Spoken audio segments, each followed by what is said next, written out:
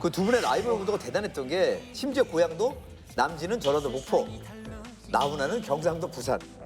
야, 그때 당시에 가요계 가장 기억에 남을 라이벌이죠. 라이벌 네. 그 당시 대조적이었던 두 분은 말 그대로 가요계를 양분한 겁니다. 외모도 남진은 약간 세련된 도시남이라면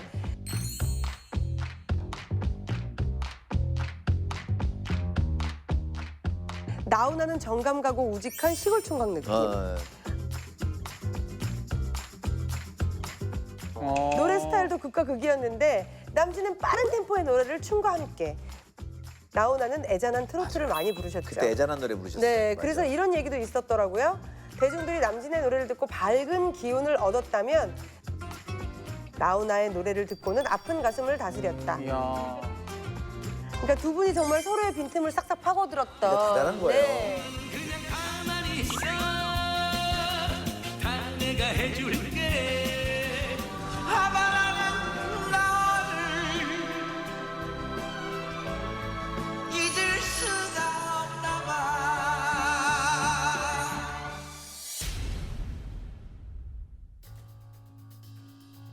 그때 당시 KBS의 특집 프로에 네. 내 노래를 훈아 씨가 부르고 네. 네네. 또 훈아 씨 노래를 내가 부르고 네. 같이 처음으로 같이 한번 프로를 맨 특집에 했었어요. 1시간 몇 분짜리. 네. 실제로 그러면 서로 뭔가 어색한 그런 기류가 있으셨어요? 아니요, 저는 그런 괜찮았어요? 없죠. 미묘하게 있을 수 있을 것 같은데. 저는 그런 좀 근데 네, 대중들은 재밌죠. 맞아요. 남진 나훈아랑 그럼요. 비교하고. 그런 게 방송- 있었기 때문에 인기가 있었죠. 방송국은 또 얼마나 좋았겠어요. 아 그리고 실제로 한 중고등학생들 물어보면 서로 너 누구 파야? 난 남진 파인데. 너 난 나훈아 파인데. 나훈아야? 이렇게 하는 거죠. 재밌잖아요. 자, 방송가에서는 온통 남진 나훈아 대결이 핫 이슈였는데요. 당시의 생생한 이야기를 직접 전해주실 최측근의 인터뷰가 있습니다. 아, 최측근 인터뷰 네, 한번 볼까요? 보시죠. 옛날 임진왜란 때 가수했던 조영남입니다. 아, 여기 영남이구나. 아, 형님. 사람들이 잘 모르는데 내가 한양대학교를 다닌 적이 있어요. 2년 동안. 오. 개인영화과고 난 성악과고. 대학 때부터 동창이지. 그랬구나.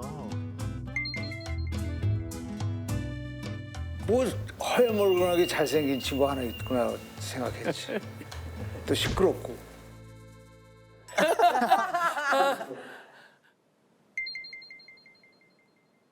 굉장했지. 그게 굉장히 심했어, 경쟁이. 경쟁 심하니까 그런 칼부림이 난 거겠지?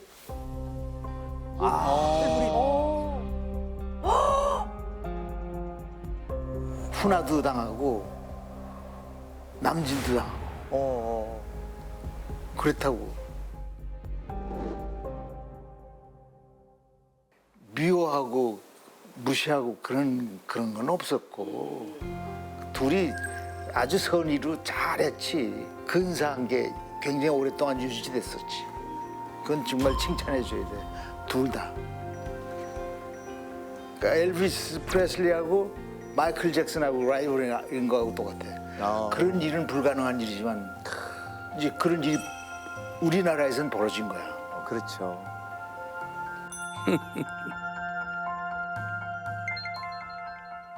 야, 너 때문에 내가 이렇게 이 날 더운데 애쓴다는 거 알고 있지, 너?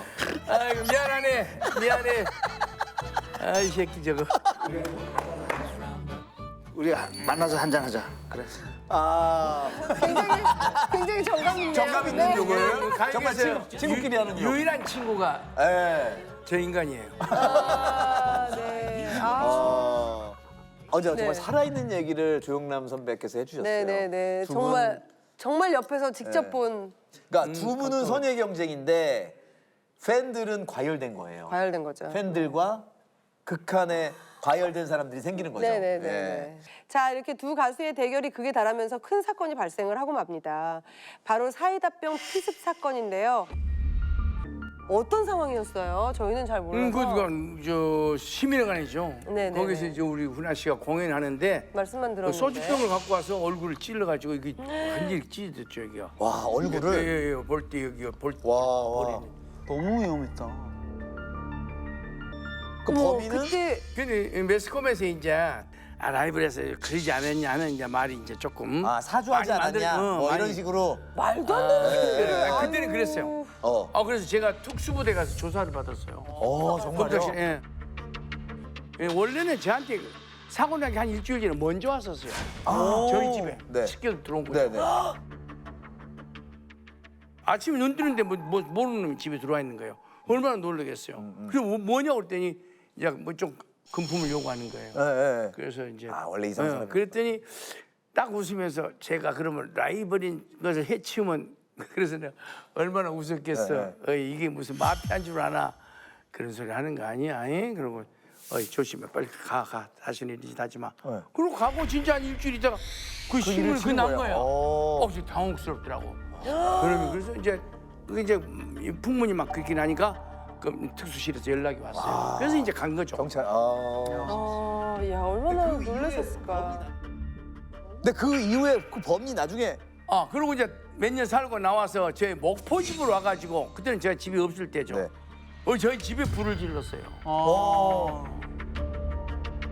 다른 건 괜찮은데 타고 그런 건 괜찮은데 제가 지금도 마음 아프고 많이 섭섭하고 괘씸한 게 우리 할아버지 할머니 초상화가 탔어. 그 사진을 잃어버린 게 지금도 마음이 아파요. 굉장히 마음 아파요. 유일한 초상화인데. 아이고. 그러나 뭐 운명이지 뭐 어떻게.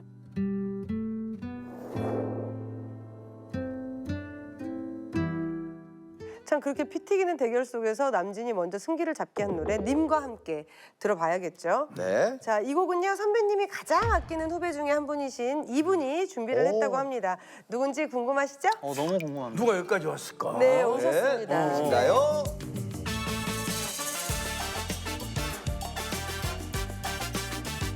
자, 오늘 그 주인공분 나와주세요.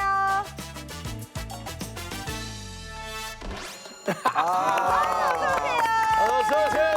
어서 오세요. 어서 오세요.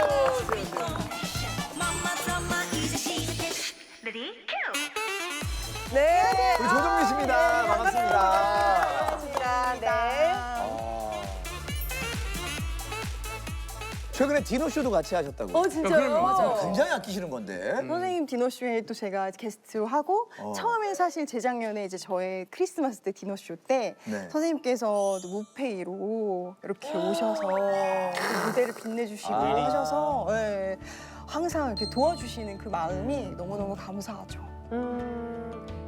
가수로서의 소화력, 노래의 소화력, 자기 스타일이니까 어떤 노래든지 자기 스타일로. 그리고 또 참 거시기 하잖아요.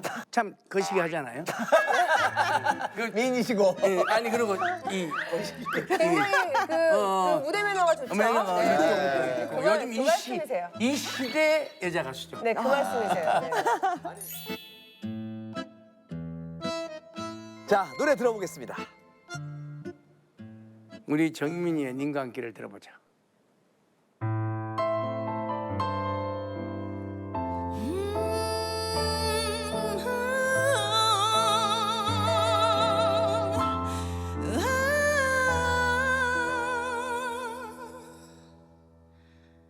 멋쟁이 높은 빌딩 시대지만 유행 따라 사는 것도 제멋이지만 반딧불 초가집도 님과 함께면 나는 좋아.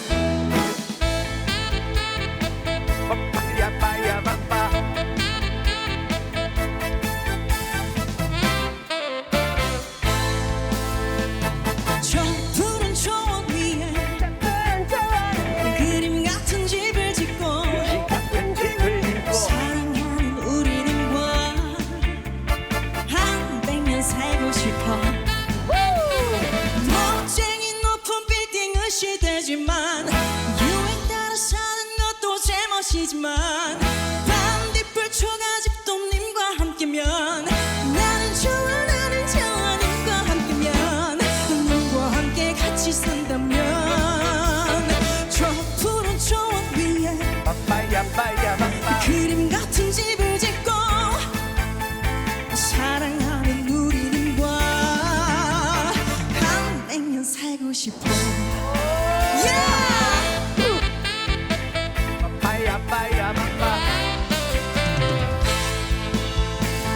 멋쟁이 높은 빌딩은 시대지만 유행 따라 사는 것도 제멋이지만 반딧불 초가집도님과 함께면 나는 좋아 님과 함께면 님과 함께 같이 산다면 저 푸른 초원 위에 그림 같은 집을 짓고 사랑하는 우리님과 한 백년 살고 싶어.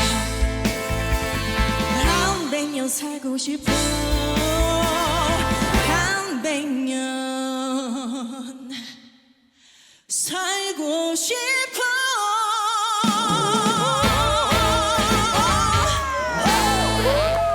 잘한다, 잘한다. 시원하다. 파이팅!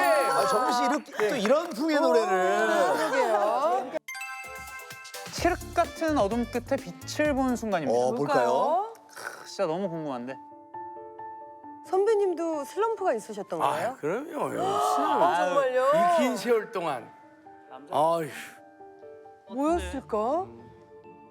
순간은 1982년 30대 후반의 남진에게 찾아온 지독한 시련에 대한 이야기입니다.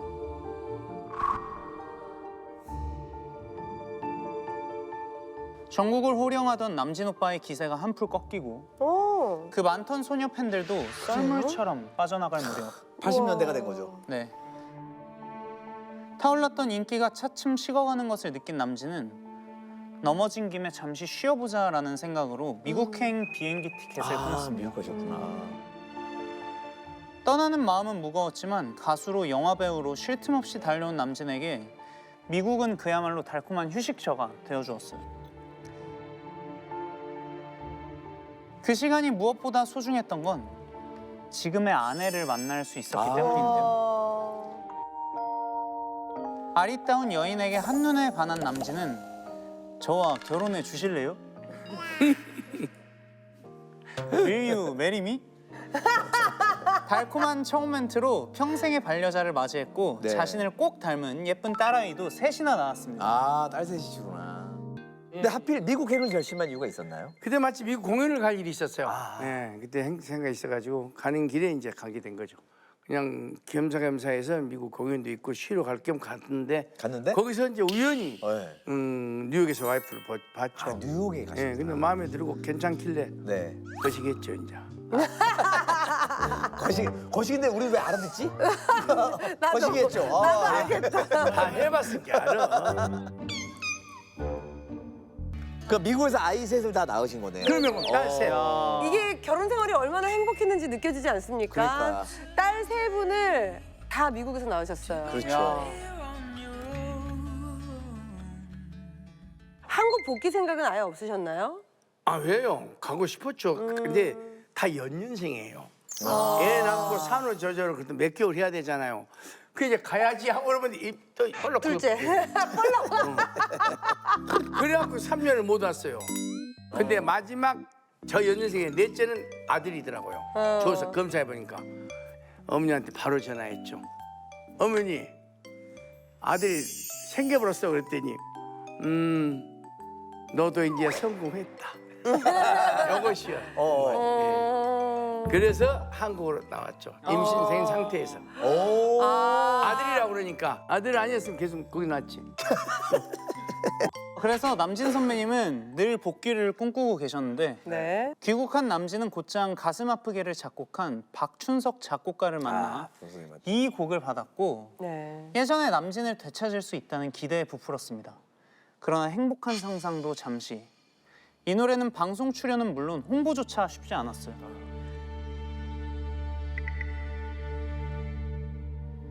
그 사이 정권이 바뀌면서 활동에 비공식적인 외압을 받게 된 건데요. 급기야 레코드 업계까지 극심한 불황이 불어치면서 결국 남진은 날개 한번 펼쳐보지 못한 채 고향인 목포로 낙향하고 맙니다. 야, 이런 일이 있으셨구나. 홧김에 가버린 거죠. 여기서 활동이 잘 안 그 되니까. 이유는 어떤? 이유는 모르겠어요. 왠지 우리 가수 연예인은 문화부에서 통보를 해요. 네. 이 사람은 무슨 이유가 있기 때문에 활동을 해서는 안 된다. 그러면 못 하는 거예요, 방송국에서. 근데 이게 전혀 없는 거예요, 저는. 이런 건 그냥 아무 문제가 없는데 방송이 안 되는 거예요. 특히 텔레비전 같은 것도 다 라디오도 그렇고. 그래서 화가 나서 그냥 고향에 낙향을 했죠. 자, 부푼 꿈을 안고 한국 땅을 밟았는데 제대로 해보지도 못하고 고향에 내려가는 그 기분, 그 심정이 어땠는지 참 저는 진짜 가늠이 안 되는데 어떻게 지내셨어요, 그 목포 목포에서는? 생활. 제가 고향에 이제 내려가서 마치 제 그 건물이 있었으니까 거기다가 누가 마치 아는 사람이 와서 거기다 좀 세를 두르고 싶다고 그러더라고요. 네네. 그래서 제가 건물에다가 이제 업소를 만들었죠. 그래서 세를 주려고 다 지었어요. 네. 그러니까 그래서 주려고 그랬더니 갑자기 연락이 온 거예요. 그게 참 운명이라는 게. 네네. 무슨 사정이 있어 못 들어오겠다는 거예요. 업소를 다 준비해서 돈을 줘서 해놨는데 그냥 나눌 수는 없고 그래서 할 수 없이 제가 직접 지경을 하게 된 거예요. 제가 지경하려고 맺는 건 아니고. 네네. 유명한 가수가 목포에서 카바레 한다 그러면 또 이게 걸림돌이 굉장히 많을 것 같아요. 예, 그러니까 그러니까 약간 흔히 말하는 예, 조직폭력배들하고도 문제가 그때 좀- 그 시절에는 이제 그 전국적으로 네. 그런 업소, 유흥업소죠. 유흥업소의 그런 갈취하는 거죠. 그런 네. 폭력배들이 어떤 그런 게 다 있었는데, 연관돼 있잖아요. 네. 그런데 여기는 제 고향이잖아요. 그렇죠. 근데 뭘 막 달라 그러고. 그러니까 이제 직접 저한테는 한 적이 없어요. 아, 근데 얘기 들으니까 그때 이제 그 친구들이 와서 좀 행패 부리고. 해패를 부리고 또 심하게는 그 지배인도 때리고 그랬다는 얘기를 듣고 제가 직접 만났어요.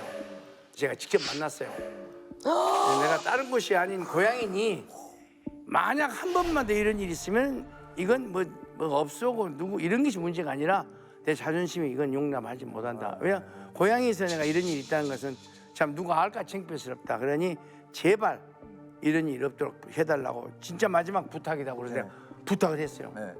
근데 또 사고를 또 그래, 또 치더라고 네. 와서. 그래서 제가 이제 그때는 제가 칼을 들었죠. 그냥 그 친구들이 다 들어가고 예. 그래가지고 이제 그 조직 내에서 이제 너무 분하다 해가지고 뭐 결정이 났겠죠. 그래갖고 내가 남산 타워텔 앞에서 이렇게 공연하고 나오고 서 있는데 뒤에서 이만한 사시미로 막 이걸 맞은 거예요.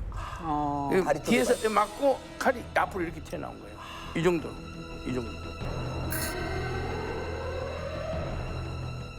정말 오늘 이 자리에 이렇게 있는 것도 행운이에요. 이게 심장에 대동맥이 2개 있어요. 네. 그게 닿으면 3분이면 죽어요. 그건 뭐 살 수가 없어. 대동맥이 칼이 닿으면. 근데 대동맥하고 2, 3mm 이렇게 지나간 거예요, 칼이. 이 심장에서 이렇게 2개인데 다리가 이 심장 줄기면 여기 대동맥이 칼하고 같이 붙어서 지나가요. 그래서 제가 거기 살한 거예요. 그래서 살아서 이렇게 오늘 이 방송 이렇게 할 수 있다는 것도 얼마나 감사해요. 그렇지 않아요? 이거 약간 영화 소재 아니에요? 그 영화 같은 스토리죠.